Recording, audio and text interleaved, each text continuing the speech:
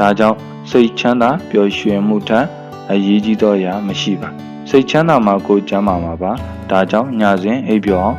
အိပ်ဆက်နိုင်ကြပါစေ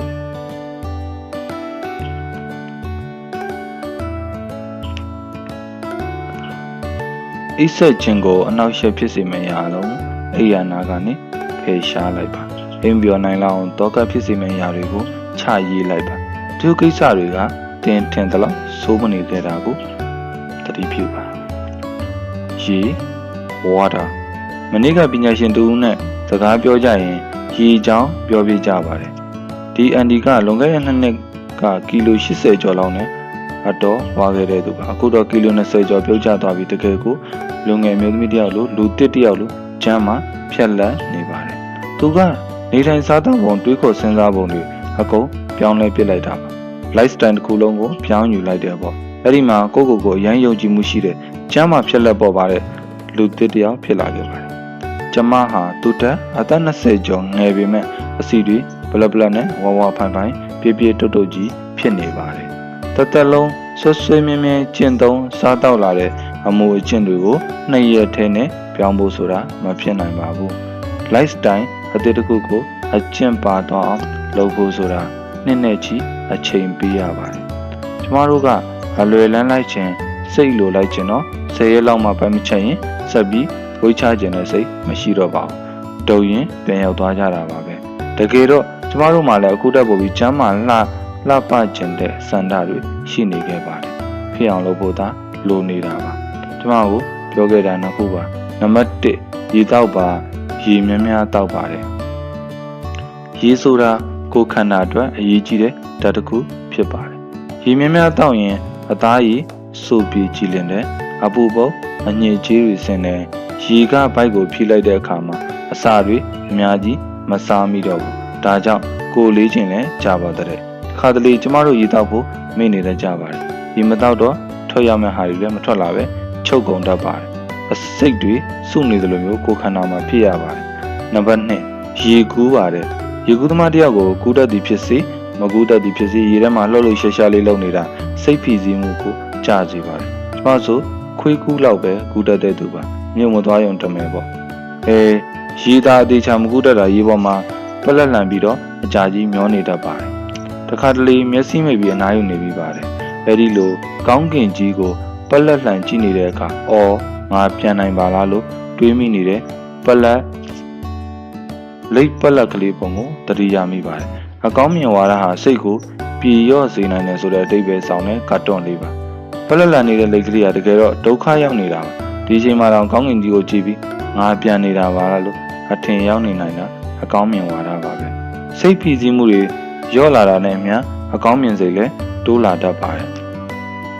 ရေကိုကြည့်ရတာရေထဲမှာကိုဖော့ပြီးမျောနေရတာစိတ်ကြည်လင်လန်းစားမှုကိုဖြစ်စေတာကတော့အမှန်ပါပဲကိုခန္ဓာကျန်းမာရေးအနေနဲ့ရေကူးတာသွေးလက်ပတ်မှုကိုကောင်းစေတယ်အမောခံနိုင်တဲ့တက်လုံးကောင်းစေတယ်ရေကူးတဲ့အခါမှာကြွက်သားတွေဗတ်ညီစွာလှုပ်ရှားရတာမို့ကြွက်သားတွေလည်းအားကောင်းစေပါတယ်တဲ့ရေမကူးတတ်တဲ့သူရေကြောက်တတ်တဲ့သူရေကူးကန်တဲ့အလန်းဝေးတဲ့လူတွေအနေနဲ့အခြားသောကိုယ်လက်လှုပ်ရှားမှုတွေကိုလုပ်တာကလည်းဒီသဘောအတိုင်းပဲဖြစ်ပါတယ်ကိုယ်လက်လှုပ်ရှားမှုမှန်သမျှစိတ်ဖိစီးမှုကိုလည်းရော့စေတာမှန်ပါပဲကျွန်မကတော့တကူထပ်ဖြည့်သွင်းပြီးပြောမိပါတယ်ဖတ်ဘူးတဲ့စာတစ်ပိုက်ထဲမှာနောက်ဆုံးတစ်ခုကတော့နံပါတ်3ရေလိုနေပါတယ်ရေထဲကိုဒေါ်ရတကြီးနဲ့ခဲလုံးတစ်လုံးပြပေါက်လိုက်တဲ့အခါရေဟာကွဲကြည်မသွားပါဘူးအတင်းကျပ်စုပ်ကင်လိုက်တဲ့အခါရေဟာသူ့လိုရော့ကျသွားတတ်ပါတယ်ရေဟာကမ္ဘာပေါ်မှာအပျော်ပြောင်းဆုံးရာဖြစ်ပါတယ်ဒါကြောင့်သူကဘယ်တော့အခါမှနာကျင်ခံစားရခြင်းမရှိပါဘူးတဲ့ဘာမှတောင်းခံတာတင်းခံနေတာမရှိဘူးတိတ်ကိုပျော်ပြောင်းတယ်အဝိုင်းထဲမှာပဲဖြစ်ဖြစ်4000ထဲမှာပဲဖြစ်ဖြစ်ဘယ်သူနဲ့မဆိုဘယ်အရာနဲ့မဆိုအံဝင်ခွင်ကြရှိနေတယ်ဒါပေမဲ့လုံလောက်တဲ့ခွန်အားတစ်မျိုးရှိလာတဲ့အခါမှာအရာအလုံးကိုချိုးဖဲ့ဖြက်စီးတိုက်စားသွားနိုင်လောက်ကိုအင်အားကြီးမားလာတတ်ပါတယ်လူတွေဟာတချို့နေရာတွေမှာရေလိုကျင့်တဲ့နဲ့ရေလိုလူမျိုးကိုတိုက်ခိုက်ဖို့လဲအတော်ခတ်ပါတယ်သူကသူ့ဖလိုနဲ့သူဘာတိဘာသာလေးသွားနေတယ်မဟုတ်တာကိုခံတိုက်ရမယ်ဆိုရင်တော့အမှန်တရားပေါ်မှာအားနဲ့အင်းနဲ့ရက်နေတဲ့သူမျိုးပါအလကားနေရင်မန်တကြွကြွနဲ့သွေးပြနေကြရတော့မလိုပါဘူးရေလိုပဲနေလိုက်ပါ လိုအပ်တဲ့အခါမှသာခွန်အားကိုသုံးပါရေလိုနေပါရေကူးပါရေများများတောက်ပါဒီနေ့ရေဘယ်နှလီတာတောက်တယ်လဲရေကူးဖြစ်ရဲ့လားရေလိုကြည်လင်တဲ့စိတ်ဖြစ်ရဲ့လားဝိတ်လျှော့ပါပြီးခဲ့တဲ့နှစ်ကုန်ပိုင်းမှာကျမကိုလေးချင်းလျှော့လိုက်ပါတယ်နှစ်လလုံးလုံးလေ့ကျင့်ခန်းမှလုပ်တဲ့ရေများများတောက်တယ်ဒီထော့လောက်တောက်တယ်ထမင်းကိုနေ့လယ်စာမှာ9စွန်းလောက်ပဲစားတယ်ချက်စွပ်ပြုတ်တောက်တယ်အသီးရွက်ဟင်းကြိုတောက်ပါတယ်ညနေ9နာရီနောက်ပိုင်းဘာမှမစားတော့ပါဘူးဗိုက်ပြချင်းပင်ပွားကိုပြားရည်နဲ့ရောတောက်လိုက်ပါတယ်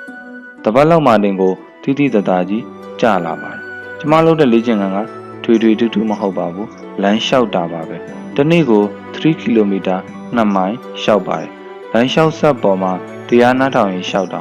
ဒီစစ်စစ်ပဲ45မိနစ်ကြာပါတယ်ဒီထော့လောက်တာကလည်းအိမ်မှာတခွားသည်တံမြာသည်ဦးစီနံလိထည့်ပြီးရေရောတောက်တာပါ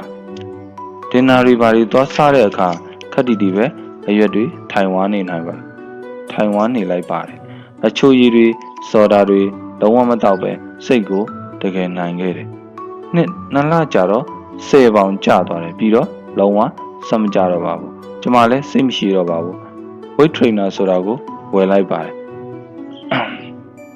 ဝယ်လိုက်ရင်ချက်ကတ်သွားတာပဲအဲ့ဒီမှာသဘောတွေကြပြီး900တွေ့ပြီးဘာဆာဆာဒါကြီးပတ်လိုက်ရင်ရပြီဆိုပြီးပြန်စားရင်းကနေအခုတော့နှစ်ကိုယ်တိုင်ပြန်ဖြစ်လို့နေပါပြီတကယ်တော့ဝိတ်ချတဲ့ကိစ္စမှာအရေးကြီးဆုံးကစိတ်ပဲဖြစ်ပါတယ်တကယ်ကြကျင်စိတ်ရှင်ကြပါတယ်မကြဘူးဆိုရင်တကယ်ကိုကြကျင်စိတ်မရှိလို့ပါပဲစစ်သူကြီးတွေဟာတိုက်ပွဲတွေတပွဲပြီးတပွဲနိုင်အောင်တိုင်နိုင်ပါတယ်တဲ့စိတ်တွင်းမှာဖြစ်နေတဲ့တိုက်ပွဲကိုတော့နိုင်အောင်မတိုင်နိုင်ပါဘူးတဲ့အဲ့ဒီသဘောပါပဲ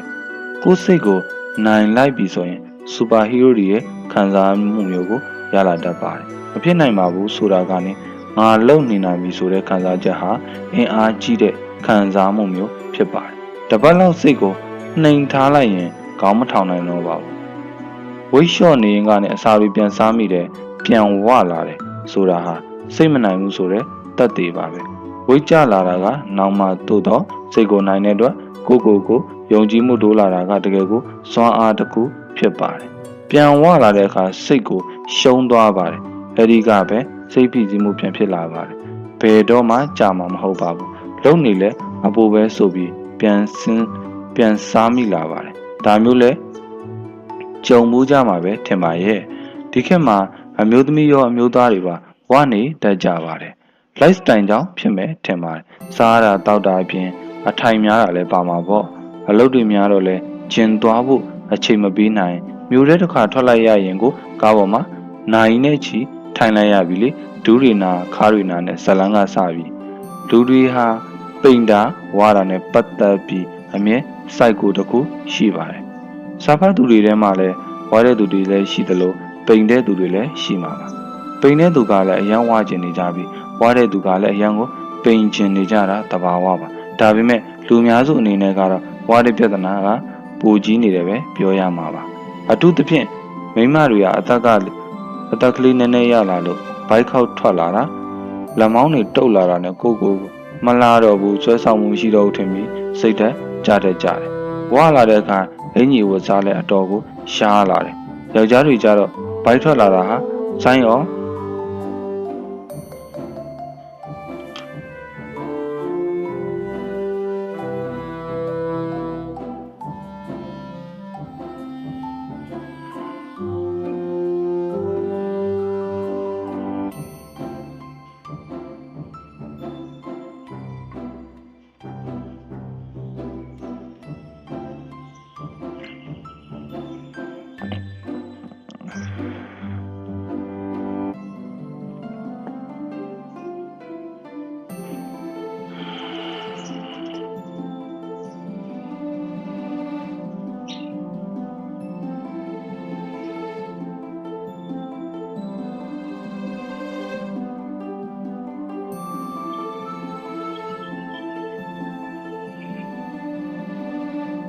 Prosperity. Prosperity.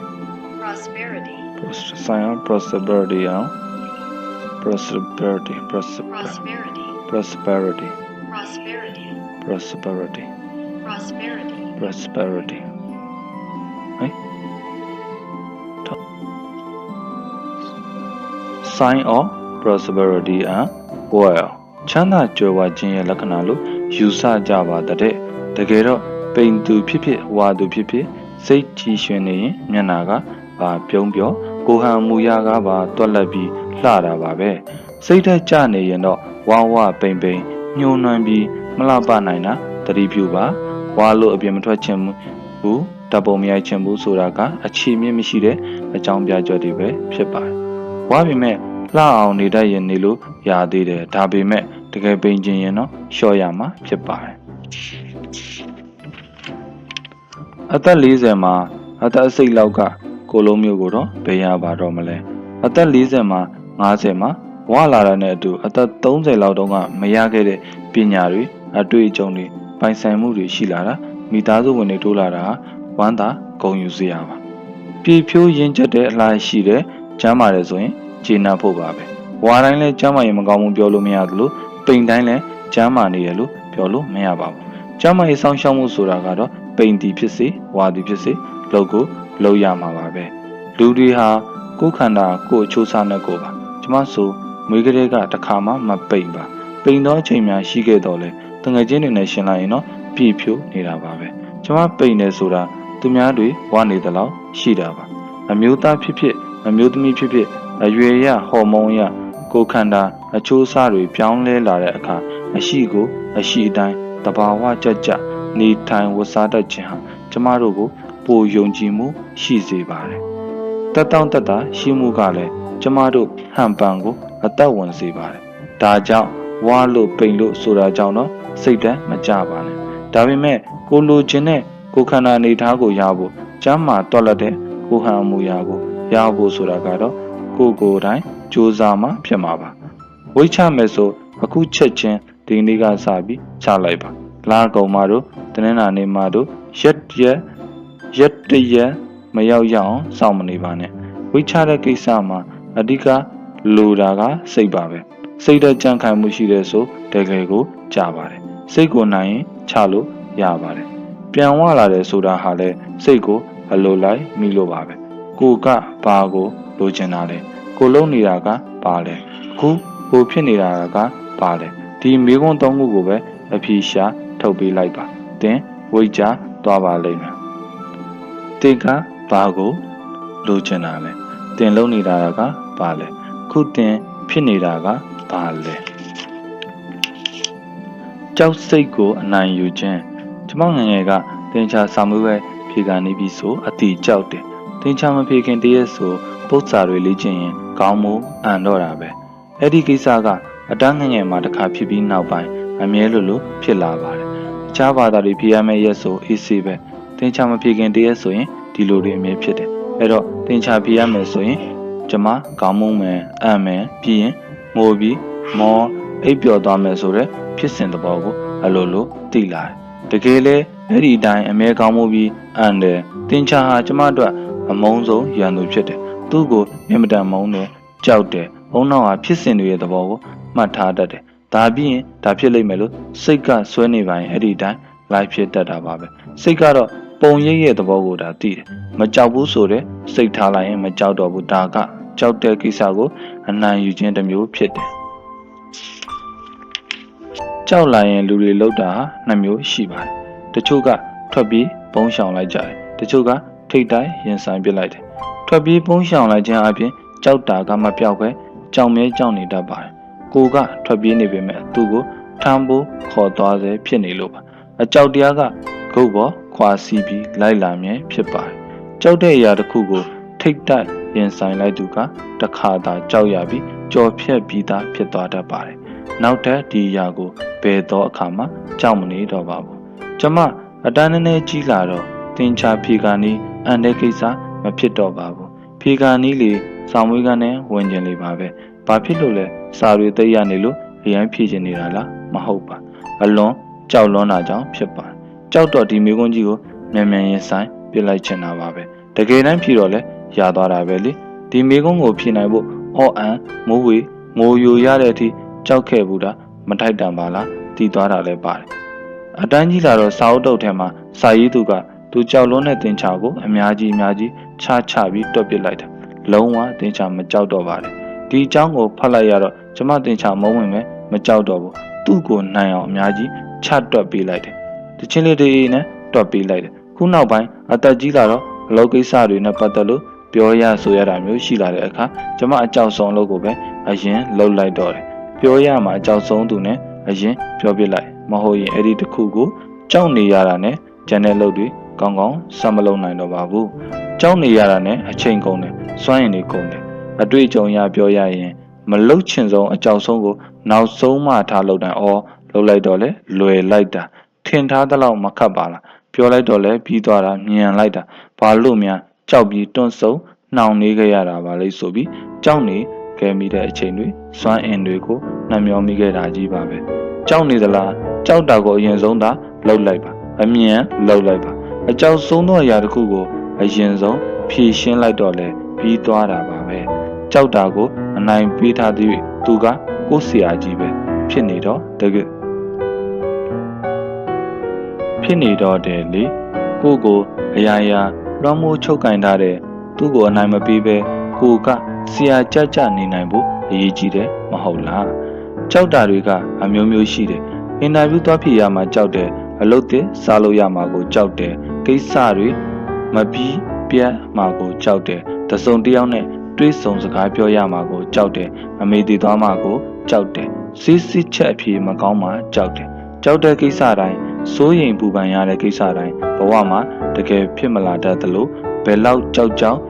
ဖြစ်လာမဲ့ကိစ္စတွေလည်းရှောင်လွဲလို့မရရှိပါတယ်ဒါကြောင့်ကြောက်နေလေအလကားပဲဖြစ်လာမှာမို့ရင်ဆိုင်ဖို့သာအသင့်ဖြင့်ကြောက်ပြီးထွက်ပြေးနေတာကတပန်းရှုံးပါတယ်ကြောက်သမျှရဲရင်ဆိုင်လိုက်ဖို့ပါပဲကြောက်တာတခုရှိနေလားအဲ့ဒီအကြောက်တရားတွေတိုးဝင်လိုက်ပါရဲရင်တိုးဝင်လိုက်ပါနက်တိုးဝင်လိုက်ပါရင်ဆိုင်လိုက်ပါဖြည့်ရှင်းလိုက်ပါအမောင်ကိုကြောက်တတ်သူဟာတကယ်တမ်းမှမောင်နေတာကြီးကိုကြောက်တာမဟုတ်ပါဘူးအမောင်ထဲမှာဘာရှိလိမ့်မလဲဘာထွက်လာလိမ့်မလဲလို့စိတ်ကူးတွေဖြာပြီး